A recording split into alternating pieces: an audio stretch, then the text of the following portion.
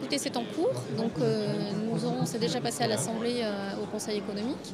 Ça va être en cours dans le premier semestre et puis on est assez confiant sur la simplification pour tous.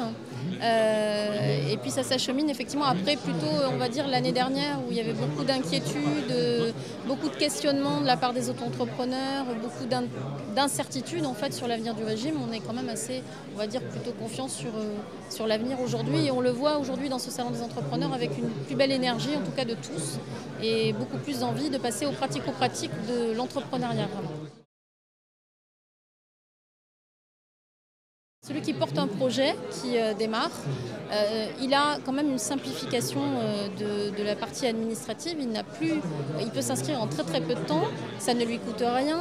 S'il ne facture pas de chiffre d'affaires dans le démarrage, en tous les cas, il a du temps, il a 2 ans pour pouvoir démarrer son projet. Il n'a pas de cotisation sociale ni fiscale à payer pendant ce temps-là, tant qu'il est à 0 de chiffre d'affaires. Et ensuite, c'est au prorata de son chiffre d'affaires. Voilà. Donc c'est quelque chose qui est facile pour cette première marche de l'entrepreneuriat et qui lui permet d'essayer son projet, de tester son idée et de démarrer. Il y en a qui démarrent en 3 mois, il y en a qui démarrent en 1 an, d'autres en 2 ans. Voilà, ça s'adapte un petit peu à tout un chacun.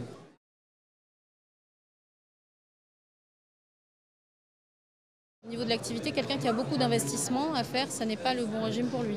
En revanche, quelqu'un qui va démarrer une activité qui n'a pas beaucoup de frais d'investissement, qui va faire une activité de conseil, c'est ouvert à toutes les activités en réalité, mais sauf aux activités réglementées.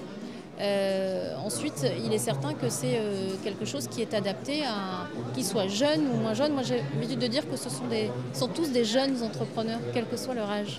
En fait, l'idéal est d'aller de toute façon, quand on se pose des questions sur le choix du régime, nous avons un partenariat à l'Union des auto-entrepreneurs avec le Conseil supérieur de l'Ordre des experts comptables, qui eux sont là justement pour conseiller les entrepreneurs, les porteurs de projets vers le choix du bon régime. Ça ne sert à rien de partir sur le mauvais régime si dès le départ on sait qu'on va faire un chiffre d'affaires de 50, 60, 100 000 euros.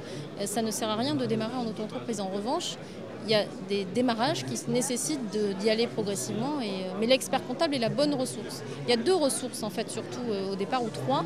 La première, l'expert comptable pour aller faire valider un petit peu et commencer son business plan, voir avec lui où on s'en va. L'assureur, parce que l'assureur il permet vraiment de détailler son activité pour garantir le risque évidemment que l'on porte, mais aussi pour définir ce que l'on va vendre en fonction justement des risques que l'on porte. Et l'assureur, il ne faut pas que l'auto-entrepreneur en ait peur, il faut justement qu'il y aille, c'est un partenaire pour son entreprise. Et le banquier pour la partie gestion des flux. Parce qu'il est important, et on le dit souvent à l'UAE, on sépare sa vie professionnelle de sa vie personnelle. Tout comme on a une adresse email personnelle, on a une adresse email professionnelle, et c'est pareil pour les comptes en banque.